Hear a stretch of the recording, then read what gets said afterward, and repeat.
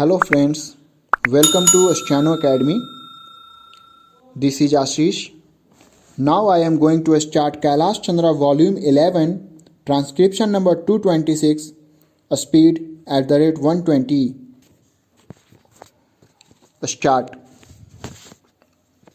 Mr. Deputy Chairman, sir, I crave the indulgence of the House and also your indulgence for stating certain obvious facts which are very well known but which we are often apt to forget. Sir, the Indian railway system, as the Honorable House knows, is the biggest in the whole of Asia and it is the fourth biggest in the world. It is also the biggest nationalized undertaking and nowhere is such a big experiment made and such a large area covered. Sir, when we deal with the budget proposals, we have to bear in mind this far-reaching character and the historic role that the railway system is playing in this vast country. This budget, as presented to us, has to be viewed and considered from this larger angle. Though the budget has taken the usual form of an annual ritual and through it indicates and projects a set of pattern, it marks the culmination and the ending of a period of achievement and the budding and flowering of another period of achievement. Sir, we are in a better position today than before to access and evaluate the results and we can very well draw up a balance sheet of success and failures, of achievements and setbacks if there are any, so that we may be able to draw up a plan of further development.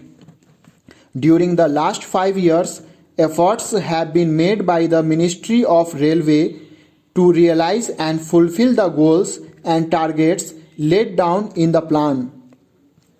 To a considerable extent, I must admit that they have been able to achieve the goals and targets laid down.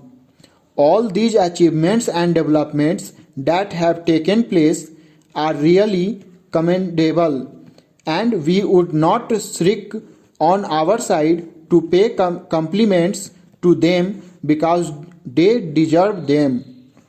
But when I look at the other side, when I consider the drawbacks and failures that we saw during these 5 years, I feel, sir, that the progress achieved and the developments that they have brought about are not commensurate with the needs and requirements of the growing and developing economy. The minister in his speech has not been able to access the extent of demand of the country for additional transport capacity and he has not been able to give us a picture of how this challenge will be met and met adequately to remove transport difficulties in the country. I would mention some facts and leave it to the judgment of honorable members as to whether some of the steps that the Railway Ministry has taken during this period of 5 years have been able to solve the transport difficulties.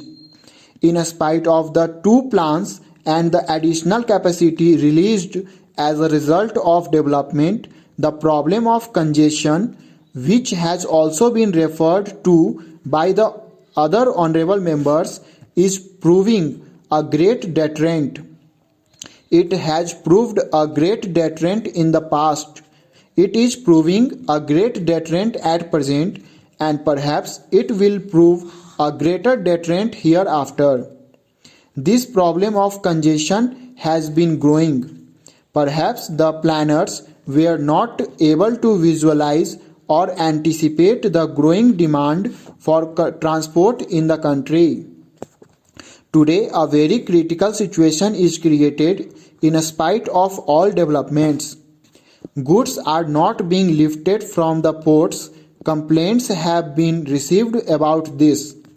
There is a lot of congestion at the various ports and there has been considerable delay in moving goods from port areas. Complaints have also been heard that ores are not being moved from the mining areas and the internal trade is put to a very severe strain. Reference was made to local transport. Some of the reports which have appeared in today's papers are very disturbing.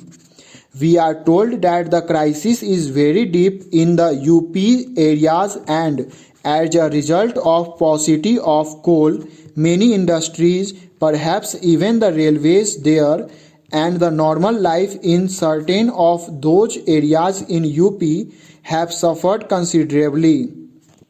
It is amazing that the Minister of Steel, Mines and Fuel, while replying to questions this morning, was trying to shield the railway minister. He was saying that the difficulty in lifting coal was not entirely due to paucity of wagons. It was due to some other reasons. But he went on to say that the local authorities had to restore to road transport to move coal from those mines.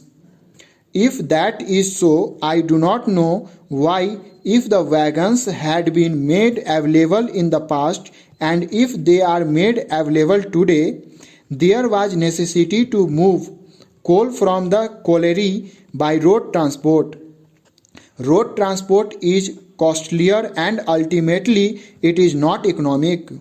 So we can very well say that there is a sort of friction or lack of coordination between the two wings.